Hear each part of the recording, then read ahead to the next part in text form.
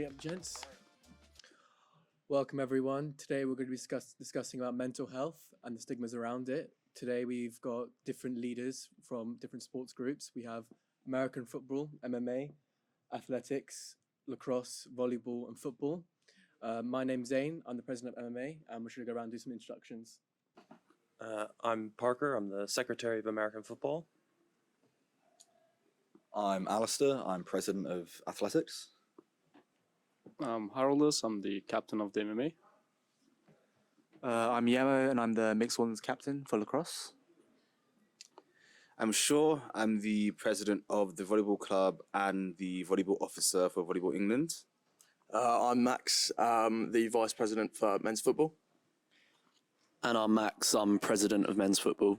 So today we're going to lead up the discussion on how, as leaders of our sports group, how can we address men's mental health within our club and how we can set an example of talking about different stigmas.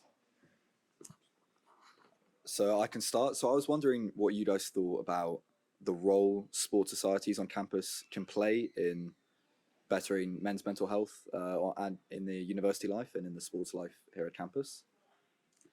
Yeah, I'll kick it off. So firstly, football, super happy to be here. Thanks for having us. I think obviously in our positions, we have a sort of position of responsibility, I guess. Less so power, more responsibility, a responsibility to make sure that everyone's getting the best opportunity. As a football club, a men's football club, we feel like we have a duty and a responsibility to, care for our members, I guess, and be there not only for the physical health, the mental side of things as well. I don't know if you want to.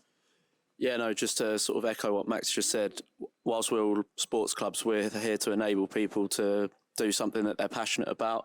So that's looking after them on the pitch and also being a friend off the pitch as well, because we're all sort of going through the same things. We're all at uni, we're all playing football. So it's just trying to foster a bit of an inclusive space where people feel comfortable to talk about their mental health.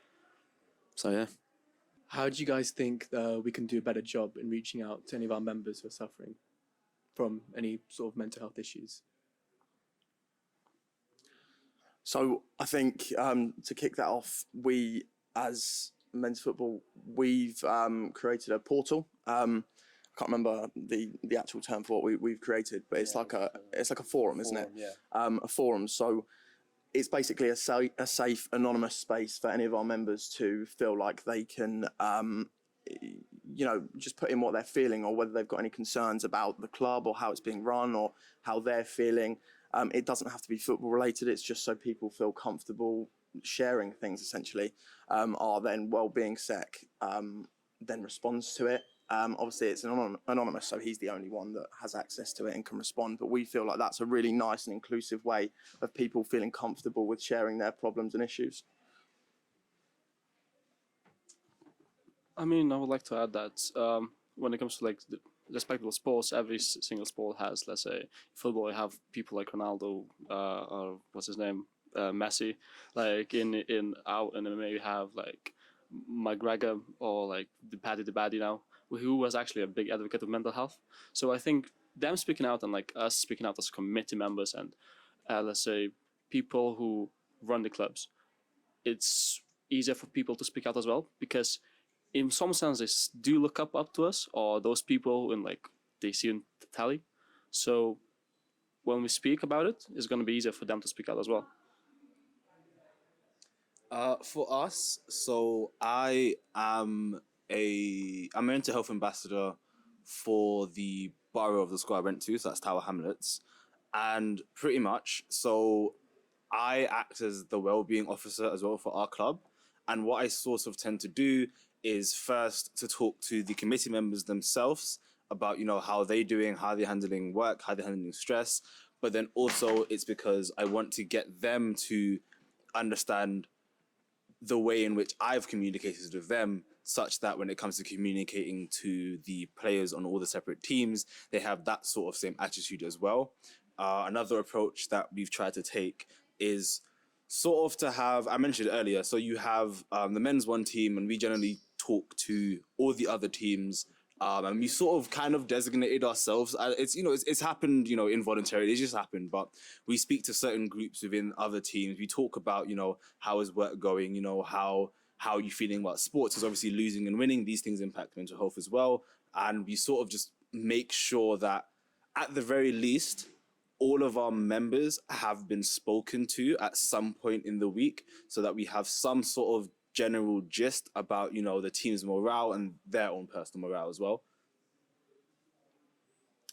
I think a very big part of it is like giving them a place where they can kind of like belong, like kind of like a family. Because I feel like, first of all, it makes it a lot easier for them to talk to you about anything, and it's just like, especially because for the men in lacrosse, where compared to the women, there's a lot less of us, and it feels a lot more like we're a very close-knit family. So getting to know them on a more personal level, not just in the club, like getting to know them outside of it as well, and make them feel like they really belong to like the club and to the team. So they feel, because I feel like a lot of men, when they're going through something like that, they internalize like pretty much all of it.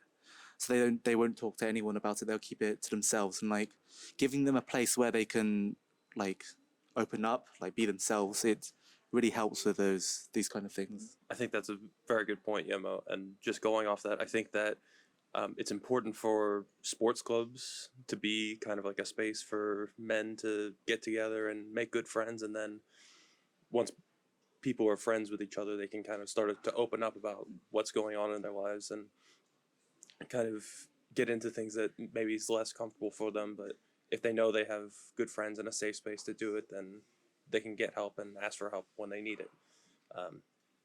And I think what football was talking about was with the anonymous forum is a very good idea, because it is very hard for lots of men to speak up about what's actually affecting them for whatever reason, if it's personal or societal or whatever. So just somewhere for people to anonymously ask questions and get help, or see that other people have asked questions that they're thinking about, I think is a very great tool. It's invaluable. Just leading on from that, it's definitely, as leaders of sports group, I think we've got a very variety of what exactly we do. I think for the people who do like are going through mental health issues, I think it's definitely good that we, as a committee, as leaders, we offer them that level of support. The anonymous portal, just checking on your members. And another thing we didn't even realise, the sport itself does a lot for those people. Like anyone's going through it, it's the detox.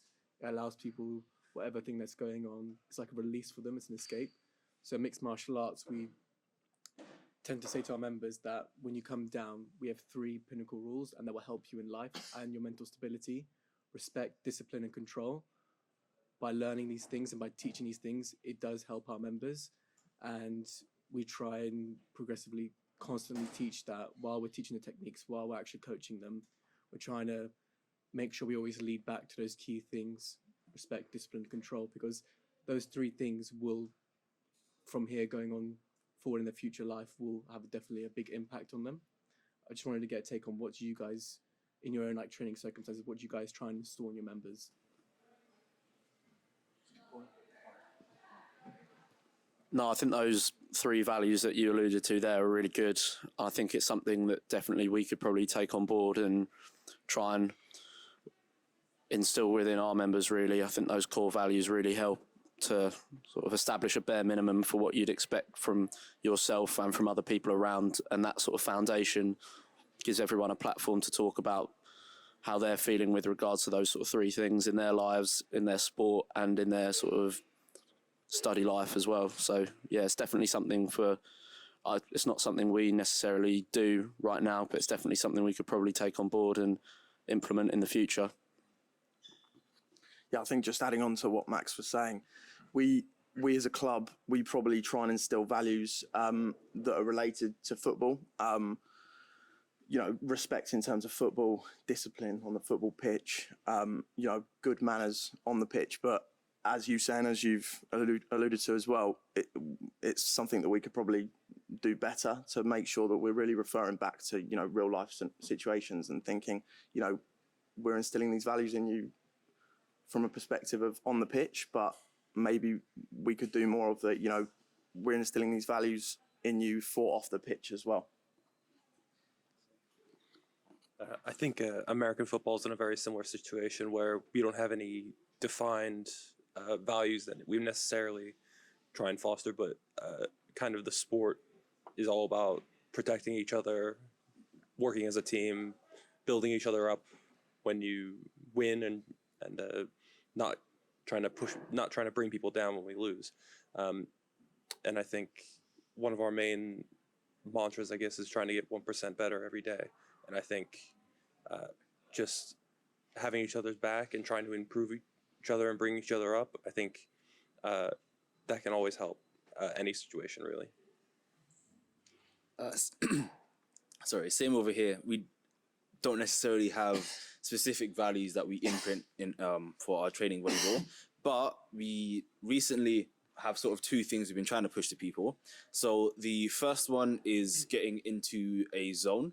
So I'm sure you guys have heard about that in sports, but it's pretty much just you get there and you need to try your best to kind of just focus solely on the sport and the moment of playing the sport, because like you said, it's the release from doing, academic studies, it's the release from anything that's worrying you at home. So we try our best to make sure our players solely focus on volleyball during our training sessions. And the second thing that we've been trying to instill in people is sort of contextualized communication. And pretty much what that is for us is effectively, yes, you guys are a team and communication is very important, but you need to remember that on a team there are there's varying different types of people and different personalities, and we try to get everybody, when on the court and even off the court, that when they speak to different people, try your best to learn what that person is like and then speak to them in a way that suits them. And then by doing that, not only do you create a more inclusive environment, but it also means that everybody's more willing to open up because they feel as though the other person respects them. I think that's a really good point as well, with how you communicate with people and how they see you. So I'm not sure about you guys, but we don't have an employed coach. We lead the sessions, and the committee leads the sessions. So it's really important how the committee present themselves and how they handle the sessions and how they communicate with members, because the first step of someone talking to you is thinking that it's okay for them to talk to you, that you're going to react well, that you're going to be useful and you're going to be open to it. So it doesn't matter how much you could help someone and how much you react. If they don't think that you're someone they can talk to, they won't talk to you, and therefore you'll never progress. So if you're in a leadership position, either you're leading the session or you're just on the committee, a president or any sort of other captain, it's really important to make sure that your members get the impression that you're someone you can talk to, that there's someone they can open up to, that there's someone they can trust in all these issues and other issues outside of training as well. I mean, I have a question for all of you then. What do you do in your clubs to seem talkable, for people to reach out to you? Is there anything specific that you do? Because, for example, in the MMA club, well, I'm gonna give myself as an example. Our stature, for example, we have skill levels, and I do get some remarks that yes, we are scary because we are fighters, and more experienced people seem scarier, well, to newbies, because obviously MMA, we kick ass. So, but at the same time, for example, I do goofy stuff. By doing goofy stuff, I don't seem that scary anymore. And because of that, I got, especially for new members and females that come up and say, oh, you're just goofy, you're not scary. So what do you do in your clubs to be more reachable?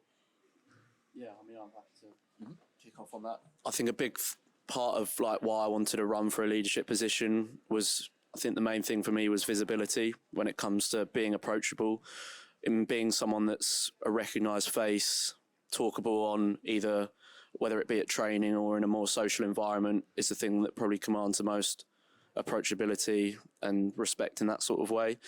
If you're not going to be seen, if people don't know who you are and know that you're sort of committed to the club and something they're passionate about as well, I think that is a bit of a barrier towards being approachable and therefore approached by your members. So yeah.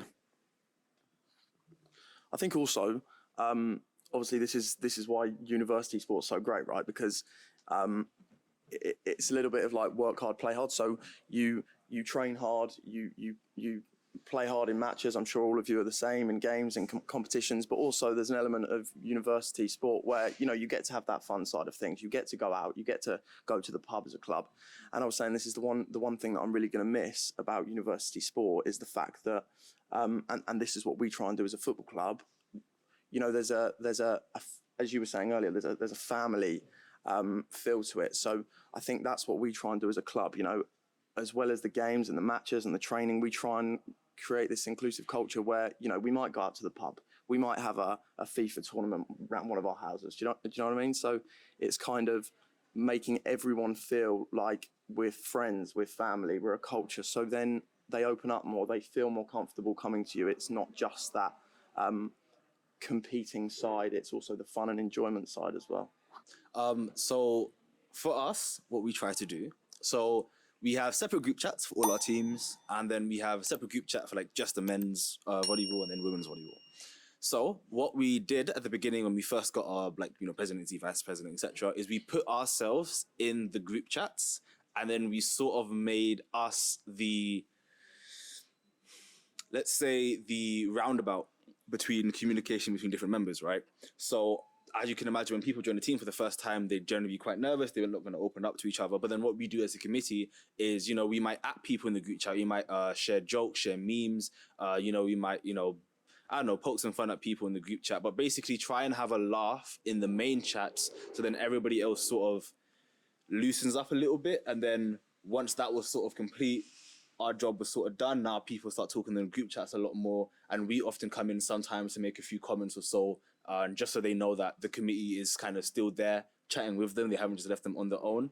And it also just keeps their energy levels up to know that when talking in these group chats, they aren't just speaking amongst like teammates, they're also speaking just amongst regular people. And that's pretty much what we try to do from the very get-go with having all our committee members in every single one of the group chats. Adding on to what football said, it's very much like, as a committee member, trying to open up a interpersonal relationship with the people on the team, and like kind of reminding them that you don't stop existing just because like training's over or you're done with the match. Like, you're still there for them to talk to. And like something I do personally is I try and, like, I've managed to get the contacts for everyone on the men's team. Try to like check in on them at least once or twice a week. Just strike up a small conversation, ask them how their day's going, making sure that they're all right, basically. And yeah, the thing you said about like doing things more than just the socials every Wednesday, like, or just like, because they're people as well. They have interests as well, and like obviously, if you have the same interests, like I suppose video games, was playing on off time, and it's just like making them feel like they're not just club members. Like, they're more than that. They're friends. They're family at this point, and just reminding them that, yeah, basically. Yeah, that communication is definitely a big factor of getting things across to members. It's something we're going to take on board, definitely implement. Being a sport that's quite contact, I'm sure American football and lacrosse are the same. You've also, as a character, as a leadership, you've got to sort of loosen up and just be a friendly character. Like, I have Harold, he comes in his Hello Kitty shorts, even though he's a well-experienced mixed martial artist, we just try and look more approachable. And that communication to members, knowing that you're there inside and outside the club, is definitely an important factor. It's something we're going to take on board. All right, we're back, guys. Sorry about that. The lights cut out. We're going to kick off discussion part 2. After discussing about the communication being present within the club and outside the club, what do you guys think prevents men from still talking?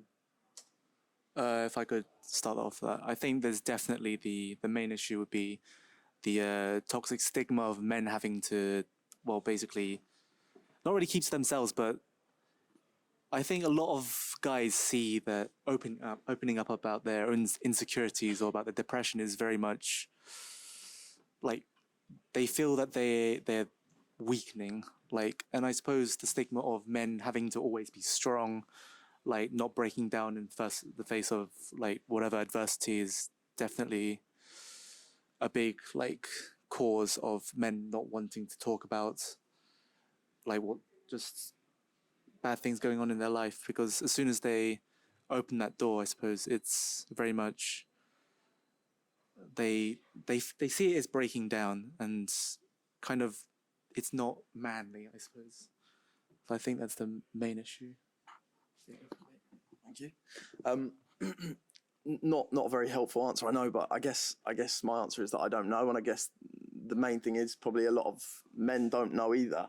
And I had it the other week actually. I think we were on a night out, and it's a shame because we'd had a few drinks and stuff, and it really took this one person that I was this one person I was speaking to. It really took them a few drinks to sort of loosen up and release what they'd been feeling. And I guess my answer relates to that, because when I say, why does it take you to have a few drinks to release this, how you're feeling, their answer was that they didn't know. And I guess that's really what we've got to try and understand.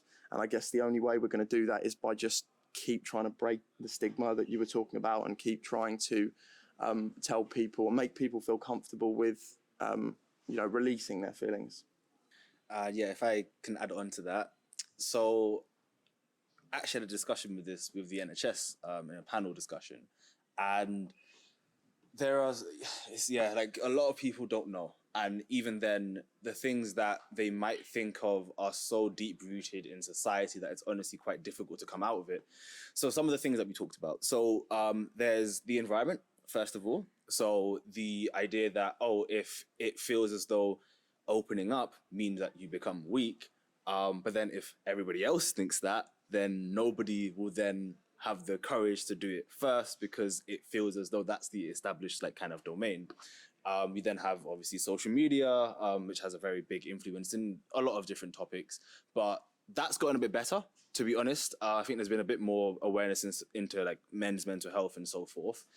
Then we have, different ethnicities, different backgrounds, different cultural roots, which I think plays into it quite a bit, because I've tried to have conversations with some of the players on the men's teams, and they sort of brush it aside, not because they don't want to talk about it, but rather because their kind of culture prevents them or acts as a barrier to them talking about it. And I feel as though it's stuff like this that kind of has to be really brought out by committee members to be like, it's okay, sort of in a sense. And then because we are seen as the leaders, if we say that, it should ideally help put people at ease, if that makes sense. But yeah, those are my main thoughts as to what that is. I definitely feel like there's a sense of you're either successful or struggle with mental health, and there's not a lot of dialogue, and unfortunately not a lot of people talk about it, so there's not many examples either of men who have been very successful and accomplished a lot in their life, and also have had to focus on their own mental health and had to overcome challenges before. I definitely felt that way. Sorry to bring politics, but I am a politics student, and there's a character called Alistair Campbell, who is a big figure in the government from 1997 to 2010. And he was very successful. He was near the top of government. He's had a great career, and he's still going on. And he's been very vocal in his struggles with his anxiety and his depression and his mental health. And I think that was the moment where I realized you sort of say it verbally, but you don't think it mentally. But it was at that point where I realized you can be very successful in life and accept that there are some challenges when it comes to your mental health, and you might have to focus or think about how you're going to deal with these situations when they come up. So for every successful person that speaks about their issues and how they've overcome them, the stigma gets worn down person by person. And that's a lot of what this is. It's not going to be one jump and suddenly men's mental health is A-okay. It's going to be person by person, story by story, wearing down the stigma. And that's why events like this and why talking about your own experiences, especially when you're in a leadership position, can really help others at realizing that you can be successful and achieve what you want, and also realize that you've got your own struggles in life. I do think it's kind of like a feedback loop, kind of where if nobody talks about mental health, then nobody has experience of seeing people talk about it, and they don't learn about it. So it makes it harder for them to say anything. But then as soon as someone does speak up about it, then there starts to, like you said, wear away at that stigma that it's not okay to talk about, and it gives them knowledge about how to talk about this, what's okay and what's not, and when to accept help. So I think it kind of just like the journey of 1,000 miles starts with a single step, where it's like someone needs to step up first and say something, no matter how uncomfortable it is, and just get the ball rolling. Yeah, Parker, I think made a really good point talking about it as a journey, which I think quite a lot of people, when thinking about mental health, it's sort of like you've got a problem and then it's how you sort of fix it, whereas probably the problem itself was accumulated over a number of different experiences or whatever happened in your life to lead up to you feeling a certain way. So I think it's important to be realistic about what you can do as a committee member or as a leader to help people. I remember having a conversation with someone, and it feels a bit weird because I felt deeply for this person, but I didn't know what I could do in that situation to really help them. So it's all about trying to promote ways of learning about mental health, ways or directions in which to push people if they're feeling a certain way, and not taking on too much of a burden yourself. I think it's all, and which that is what talking does. It alleviates the stress on other people because you're sharing the load rather than just putting it all on yourself. So it won't get fixed overnight, but I think through talking about it and destigmatizing men's mental health, you're on your way on that journey of trying to better your mental health and the people around you as well. Yeah, I think this is the point of this, right? By no means are we sat here thinking that our clubs are amazing and we're all perfect. And obviously, being mental health advocates, we're not saying we're perfect or have figured it out, but it's by coming together like this, you know, by sharing things like the forum, by sharing things like the values that you try and instill in MMA, that we can reflect and think, all right, that's how we can improve. That's what we need to do better. And therefore, it slowly, as you say, chips away at that stigma. Yeah, just going on to what Max and Park said, it being a journey, it being like a progressive thing. To anyone who is suffering, I would encourage them that you do talk about it, but then after talking about it, it's also about addressing it or finding a way you can cope with it. One of those things can be sport. It doesn't have to be sport. It can be the gym. It can be a hobby. Just talking about something and trying to address it. But if you can't address that issue you're going through, then finding something where it's healthy for you to cope with that problem, where it's an escape for yourself. So you're going through this really rough time, but you do have something on the side where that keeps you motivated, keeps you healthy, and just makes you a great person. So, and like that culture thing you mentioned, I think particularly in, well, I'm a brown guy, Middle Eastern, so I think that's definitely a big factor. So when you do talk to someone who's going through an issue, but it's against their culture, they feel like they have to be strong, be tough. I think when you deal with someone like that, it's important you tell them, look, you can talk, and then by all means alleviate this pressure that you're holding, and then find a way where you can do something to solve it, or do something where you can cope with it, still deal with it every day, but in a healthy way. So if I could add on to what you just said, the thing about being a journey, like it's called a mental illness for a reason. It's not going to be you talk about it once and it's gone. Like you're going to have to, like it's going to be a journey. You're going to have to work to, like you said, alleviate the problem. Like I'm an English major, so my knowledge of biology is not great, but I feel like it's like very much like a cancer. It's not, you can't treat it once and it's gone. It's got to be a continuous treatment. So like you don't talk about it once. It's encouraged to keep talking about it. Keep like you can always come to the committee members with your problems to talk about it. Like it's a process. It's a healing process. And I think like you said, emphasizing that it is an illness. It's not just something that will go away. Like nobody's ever healed a broken bone by just keep running, you know? You need to ask for help from someone. If it's a real illness, it's a doctor. If it's a mental illness, then it's someone you're close to, maybe a therapist, depending on what it is. But it is just about getting help to maybe share the load, maybe to just see what you need to heal yourself, really. I mean, yeah, this leads me to ask another question for you guys. What do you think we could do as sports clubs to minimize the stigma? Do you have any ideas? So a big thing we can do is social media. Social media is a big one, and you've already already like been charity stuff that's been organized by other clubs, but posting information and posts on our story, getting universities to repost it, stuff like that, while people do just occasionally scroll, would be very good, as it's now a club that they might seem as dominating in the uni, or they're very, very competitive, but they're talking about a very sensitive topic, looks good, and also kind of gives off the impression that we are not very like single-minded. It's not just about sports. Other things that we could also do as sports clubs is to remember that after we have this discussion with all of us, it's probably a good idea to then chat with our members that we've had this discussion, and probably put a plan in place for our clubs to actually like cultivate a mental health awareness culture within our sports club, so that all of what we've said today doesn't just kind of fall on deaf ears, and then try and think of kind of future steps and plans that we can do within our clubs to check up on our members every now and then, like how football have the forum, which is a very good idea actually. Stuff like that. And I suppose another thing is leading by example.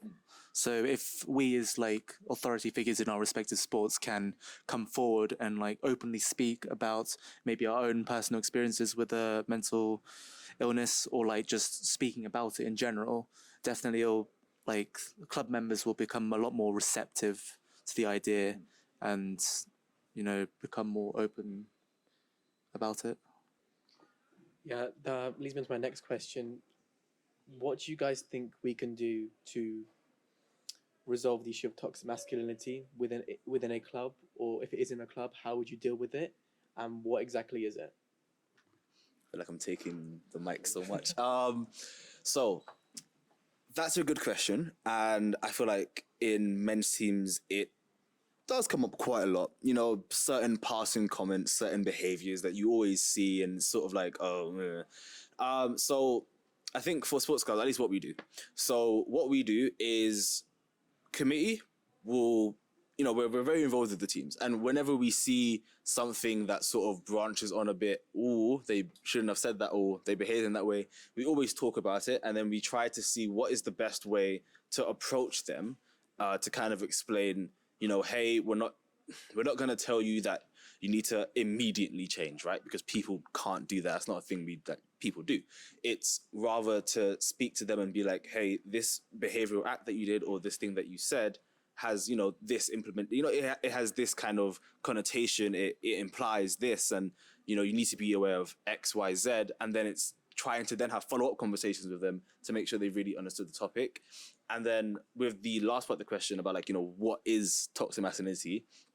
So for me, I feel as though it is pretty much just taking attributes of your, let's say, pride and perceived hierarchy, I suppose, and imposing that on others via words or actions.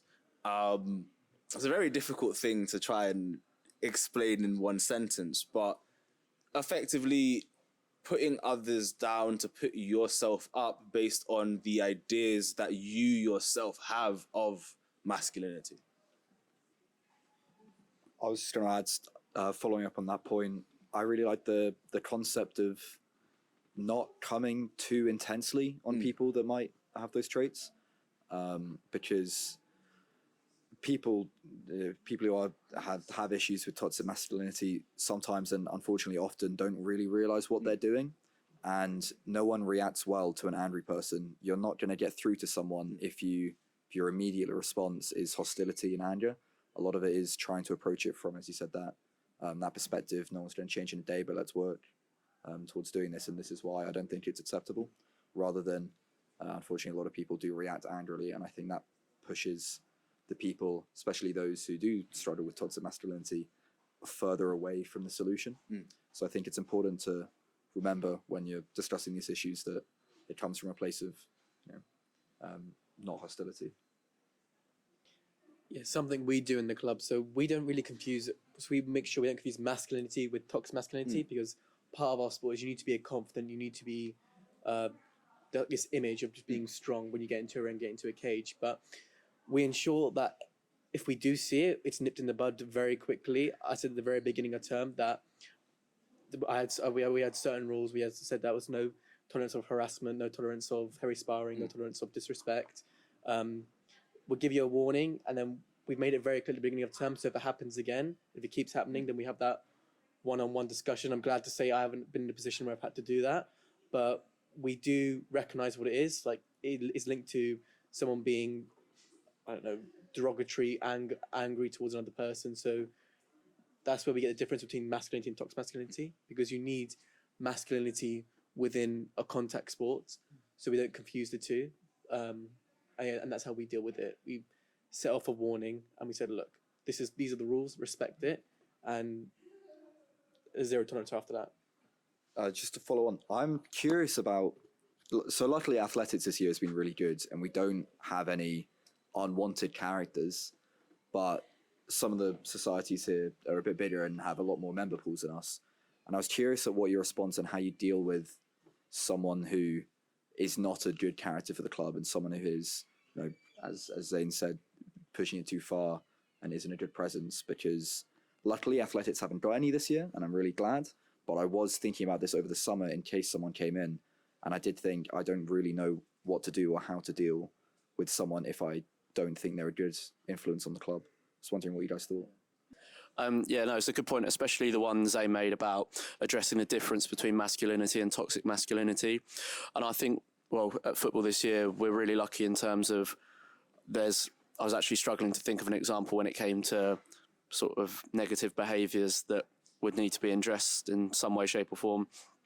But I think part of it is that a lot of our members, we find, can take being competitive and having a bit of that competitive edge on the field and not transferring it into off-field behaviours, because everyone gets sort of riled up in the heat of the moment. Everyone reacts different to certain things on the pitch. It is important that everyone has a sort of healthy desire to win, because I think that's also positive for mental health in other ways. I think it is important to be competitive. It's important to know what you want and to sort of work hard for it, and that in a team environment, I think that's really helpful as well.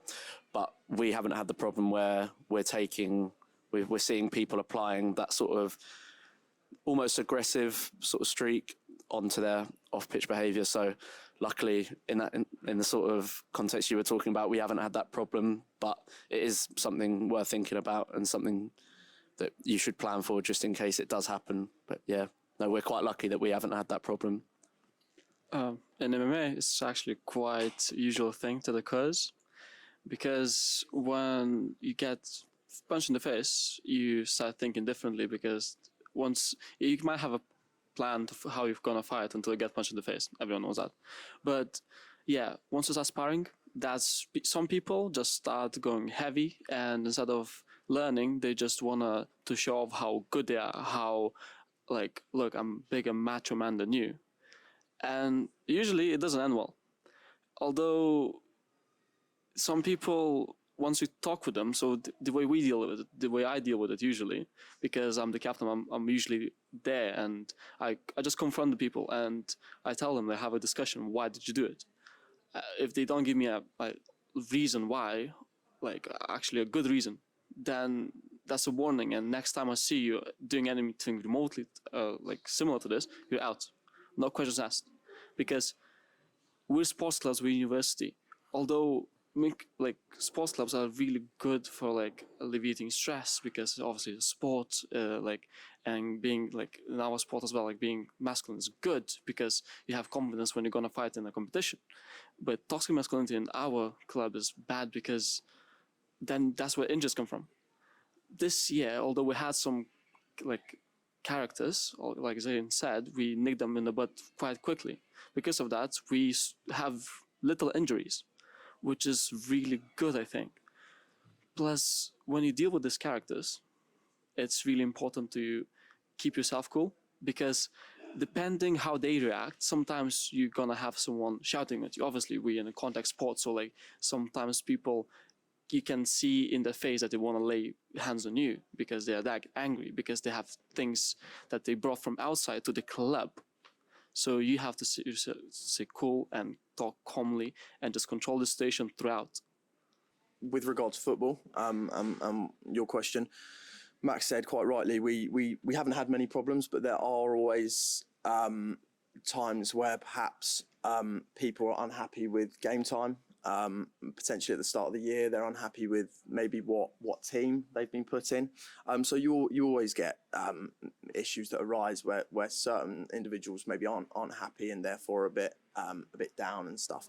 Now I think for us, it's not the end of the world, and we realise that that's probably born out of a good place. You know, it's out of their desire to achieve and want the best of themselves, to sort of play at the highest level and play the most amount of minutes possible. But really for us, it's not always beneficial for the team and the club as a whole. So it's really about reiterating to these individuals that, you know, all right, we understand you're not happy. A lot of people are in the same boat. They might not get the minutes. They might not be put in the team that they believe they deserve to be in. But ultimately, your contribution is to the whole club, not solely yourself, not solely your team. It's a club. It's working towards the goals of the club, and really making each individual understand that. Yeah, and I think it's hard sometimes because these people that might be having or causing troubles in the club or having problems with themselves are also like your friends that you've made with the club or have known beforehand, and like you've seen each other in thick and thin, and now they're causing a problem for the team. So it's, I would say, probably harder than usual to have that conversation that you need to have, and if it gets worse, then it's even harder to kick them out or take action when it's necessary. And I think it's just, I imagine it's a struggle that lots of societies and teams will have.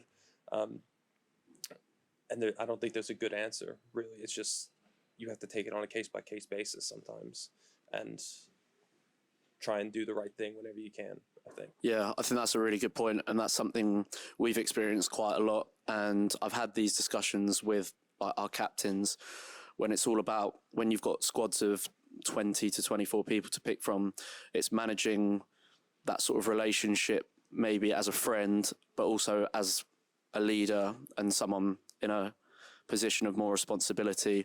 And I think that is where those open lines of communication, that's where talking, that's where being open and honest with each other really helps in sort of taking away those sort of problems that you have within a club, which can lead to people sort of not feeling sort of either respected by like the club, and making sure everyone knows where they stand, basically.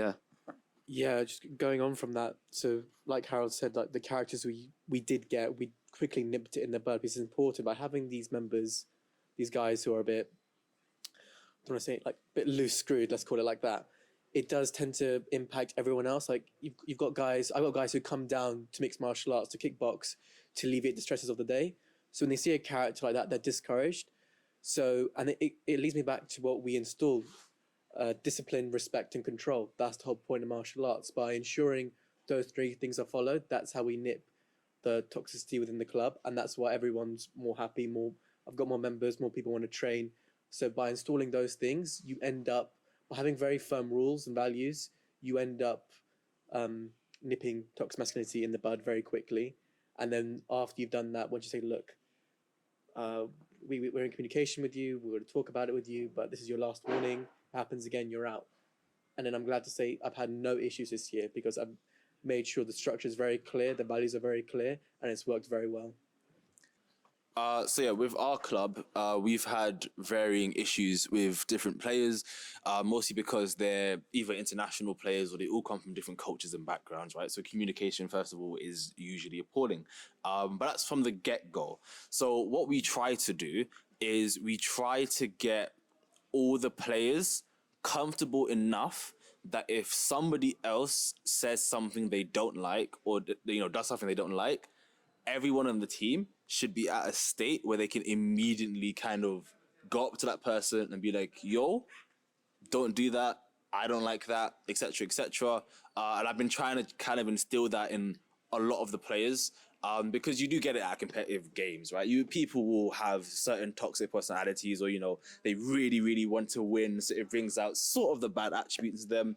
But no, like literally, mainly committee will say, yeah, you guys have a talk with them. Once you've had a chat with them, come chat to us. We'll then chat to them, and then if anything else needs processing, then usually what we do is just contact the SU, have a meeting with them, sit them down, maybe an hour or two, but properly make sure that you've talked everything through, and that's how we resolve things. So it's pretty much communication. That's literally just the key word, just communication. I wanted to ask you guys a question, and it's an issue that's close to both myself and my sport, and that's men's sport relationship with food and eating and nutrition. Because especially when it comes to athletics, which is a distance-based sport, so your weight matters as well. And I worry, and it's something I try and get to all my athletes, is that I need to make sure that they're eating, make sure that they're refueling, because it can very easily develop into an obsession with weight and food.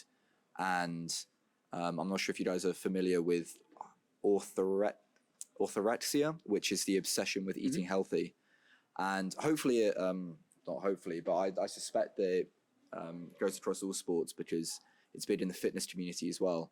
But this sort of underbelly, I think, that not a lot of people talk about, where you can very easily develop an unhealthy relationship with eating clean and eating healthy, and especially when it comes to my sport, athletics, and its obsession with getting to the lowest weight you can go, so you'll have less weight to run with and you'll be able to run better in theory. But a lot of the time it is unchecked, very unhealthy eating disorders, and it almost is praised in some respects because it's seen as sporty athletes. These Olympians only eat chicken, broccoli and rice 24 days a year, 12 months a year. Sorry, don't know where that number came from. 24 days. Yeah, that's a short year. Rubbish start at that, isn't it? Short year, yeah. But I was wondering what you guys thought about that whole issue and that whole culture, and is it something that we should be thinking more about and trying to get the word out into how to help it? Yeah, I mean, it's a very interesting point, and I think football is quite different to athletics in that sort of respect. I think football, especially at the level we're playing at, strikes quite a nice balance between like skill and sort of fitness and the general look at like weight composition and all of that and what people actually look like. So I think that's quite good in terms of removing stigma of having to look a certain way. I think we're lucky that we're playing at a level and we're in a position where like the better you are at football, irrespective of how big or small you might be, doesn't actually matter. So I think it's providing people with the education and being there to talk to should they have any sort of personal issues. But in terms of us, I don't think that's necessarily something that, who knows, people might be. But I think looking at our sort of members and the distribution of those members across all our teams, you don't have to look a certain way to be in the best teams. It is more about your sort of commitment to the sport and your skill level anyway. So yeah, that's our sort of, well, that's my take on it. Yeah, no, I'd agree. I'd have probably said the same, that I think we're probably quite lucky that we don't really have that issue. Having said that, though, you just said, who knows? I mean, it's the same with me, who knows? So maybe that's something that we should be doing as well. Maybe at least asking the question to raise awareness and start speaking about it. That's not something that we've thought of before. So yeah, certainly something that we could implement. I think American football is sort of in a similar situation, but maybe for a different reason, where it's anyone, anybody, any size, any shape can always have a role on an American football team. So it doesn't at the same time emphasize that kind of you need to look a certain way, you need to take drastic measures to look that way. Saying that, also on the flip side, certain positions do benefit from having a certain shape. So like I'm offensive line and I'm not a small person. And so it does help if I go to the gym. It does. How tall precisely? Yeah, I'm 6'8" and about, you can wish, can't you? between like 300, 350 pounds. Yeah. So it's like 150 kilo as well. So obviously it helps me if I kind of don't think as much about eating and just keep eating and then go to the gym and build muscle. Whereas other people, maybe running backs or wide receivers, they need to think more about what they eat and going to the gym to get lean so they can run faster, jump higher to catch balls and things like that. So I think it in American football, and I think in lots of sports, it kind of runs the whole gamut where you can have problems on either side, or you can have good things on either side that help to fight that, if that makes sense. And it's about just knowing when something's a problem and when something's good to work on and when something is to be encouraged, and just knowing the difference and being there when you're needed, I think. For us, volleyball is very, very different. So there's a general physique. If you watch like Olympic volleyball, or, like Div 1, NVL level volleyball. But you take a look at our teams, and everyone on the team is very different, like body shape. Everyone eats very differently. Everyone goes gym very differently. And like with football, at this level, it's more about how good are you at the sport itself as opposed to what is your physique, right? Because you have bigger guys on the team that jump higher than the people who are skinnier, which would seem a bit backwards, but you know what I mean? It's very much just on skill and etc. The only issue that I've seen within volleyball itself, and I don't know if it's in other sports, but it's just like, instead of eating because of a physique, it's just actual just bad habits with eating because you play a sport, right? Like quite often people will not eat before playing, or they don't want to eat after playing. And I feel like stuff like that kind of then has an impact on your general well-being. So it's sort of like, yeah, there's no issues in regards to doing it for the sport, but then after the sport and before the sport, sometimes does create issues in general for you. In MMA, there's actually a really big thing about eating. There's a big issue.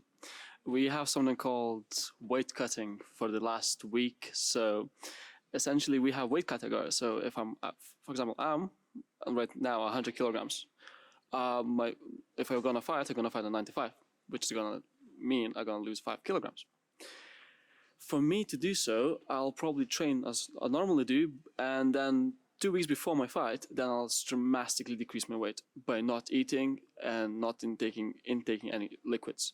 That's dangerous, and usually all the fighters who can afford it have medical staff looking at them. It is really dangerous, and a lot of people, even in uni level, do that when they just have, let's say, normal eating habits, and then afterwards they just completely cut out all the food to get the weight. So for us, it's quite normal. So to tackle this, the only thing I can do is like give advice to the members, how they should be eating, how can they actually get the weight without needing to weight cut or water cut, or just make a nutritional plan with them, because it's feasible. Even though, like, let's say 5 kgs, let's say if my fight is in 2 months, it is feasible. It's way easier to lose 5 kgs in 2 months than 5 kgs in 2 weeks. So it's just, when it comes to other members, like, I make them aware that they should fight in the way they're currently in, because let's say even if you fight a month away, if you think, oh, you're 100 kg and you're gonna be 95 like mine, which is, let's be honest, it's an unrealistic standard for me to be walking out 100 kg and competing 95, because it's not healthy for me to cut that much weight. But my performance levels are gonna be like rubbish. So when it comes to uni people who compete, I just tell them to fight at the same weight they walk around with, or 1 kg up, 1 kg down. That's going to be the healthiest and easiest way for them to do so. If something, we can make a nutritional program, and it's going to be way easier for them. I feel like for lacrosse it's quite a bit different, because lacrosse is not a very common sport, especially in the UK. You only ever really play it at university. So there isn't really a stigma when it comes to body shapes and sizes, because especially at our club, when recruiting, we'll take anyone we can get, because very generally it's because most people will come to university already knowing like what kind of sport they want to play, because maybe they've played before. But so recruiting is pretty hard. We'll take what we get. And so I suppose in that regards, size and shape doesn't really matter. But I suppose like when I heard this question, I admit I had no idea that this was a thing. So like football said, maybe there are people on the team who struggle with this. We just haven't been asking the right questions, like, or maybe they don't feel comfortable enough to come forward with it. So yeah. Yeah, I had no idea about this either, even though I've been in a position where I've had to cut weight. I think there's a KCL competition where I went from between September to March, I went from 80 to 70. So it does, I understand what you talk, it can be an issue, but I think it's also important for us as committee members, as leaders, that we all instill a healthy way of living for our members. So I like to say that, I would say that anyone who is coming to the club, that they all maintain a good health style, because having a good health style, good nutrition, a good workout routine does significantly impact your mental health. People who are struggling with, I don't know, going to the gym, not eating properly, it's important that they realize that we are there for them and you can come and talk to us about it and we'd help you and give you a plan, because we do realize that this does take a significant toll on your mental health. So, yeah. Yeah, I just wanted to add my 2 cents on, I thought it was really important that you mentioned that, yes, these athletes, if you are going to cut 10 kilo, I mean, 10 kilos is a lot of weight, but before a competition, the professional athletes have a medical team around them. And what's so dangerous about it at university level, and if people want to take sport to the level where they are looking at cutting that amount of weight, is that we do it alone. And normally the people who are doing it are 18 to 21-year-old students who have little to no experience in the sports science behind it. And it can be quite dangerous on an individual and can have big effects at your training and your lifestyle. A phrase I really like is food is fuel. And I tell my athletes that you're coming to training sessions and you have your normal level of food intake and you're burning calories, you're working food. If you want to live an active lifestyle, you need to fuel an active lifestyle, and that fuel is food. I really like the eating before and after that you mentioned earlier. And I just think that this isn't really talked about a lot, but can have big consequences if it goes unchecked, and sometimes even praised when people obsess over this ideal lifestyle or this ideal body or this ideal sports performance. It definitely affects more sport disciplines than others, and my sport is one that we do really have to think about stuff like that. But it's an issue I care a lot about, and I think people should be talking more about it, and people should be not afraid of fuel, but not afraid of food, but think about it more as fuel for their sports lifestyle. Just to conclude discussion with the last question, what do you guys think, after talking all of this, what is your plan to address the stigma of mental health within the club, and then what you can do in general to raise awareness for it? So on a club level, I'm most likely after this going to talk with my members about the fact that we had the discussion today, bring up all the points we talked about, probably just have a general discussion with them, to be honest, about their thoughts, and, you know, tell them you can message me if you've had any other thoughts about this, or, you know, you've been keeping it in and you haven't actually been saying it. And then on a more general level, as I mentioned before, I do mental health work with my London borough, and pretty much I'm gonna now take this to them, take the points that we've made, try and get some plans going, try and get some, you know, workshops going as well. Try and get maybe this going on a bigger scale in the university, maybe get the student union to even try and facilitate some talks with societies, as, you know, instead of just sports. But yeah. I think for us, more generally speaking, it's about sort of keeping doing what we're doing in terms of the good stuff, but also then being open and willing to learn and take these new ideas that all of you have shared today. You know, as I said earlier, we haven't solved it. We're all still learning. I think we're all probably in the brackets of, you know, ranging from, you know, down from 19 to maybe 24. You know, we're still young, we're still learning as well. So I think it's really about sharing within our clubs, societies, that, you know, we're on this journey, as you were saying earlier, we're on this journey together. Be open, be willing to learn new things, share it in amongst your clubs and work at it together. Because at the end of the day, we're all part of this university, we're all part of sports and societies, and we're going to make the difference together. Yeah, one of the main things, and thank you first very much for having us, because it's been a really insightful discussion, and that sort of builds on to my point, which is probably the main thing I'll do after this is just more education, really. Like, I've learned a lot just from this discussion already, which proves there's so much more to learn, and there's so many other ways out there to help people with whatever they're going through. So on a personal and on a sort of club level, that's probably what I would look to do following this conversation, yeah. Yeah, definitely. One of the things I'll be trying to implement within the club is, as football mentioned, the anonymous portal for people to talk, because definitely doing it anonymously makes it a lot easier for people to speak out, and definitely, yeah, I've also learned a lot from this discussion. So making sure that the rest of the committee also learn what I've learnt here today, and getting them to be like receptive to the new ideas that we've got here, and spread them within the club. 100%. Yeah. Yeah, like you said, Max, I've learned a lot today as well. And like you're sure, it's about education and communication. So I will be making sure that on a personal and on a club level that there is a better education for men's mental health within the club and out the club, and the communication around it, just ensuring we get to the people who need it or who are suffering. So definitely we'll be doing that. I was thinking we have platforms as a club as well, and our Instagrams or social medias that often have hundreds of followers, and I don't think my club has utilized that as much as it could have this year, because when you put posts out, and you can use Movember, and that's why I really like this month, because some people take it seriously, some people don't, but it gives an excuse and a reason to get a lot of this information out there. So just one Instagram post, some people may not care, but as long as it gets that one person, if it gets one person that needs to read these things or needs to hear that they're not alone, then it's all worth it.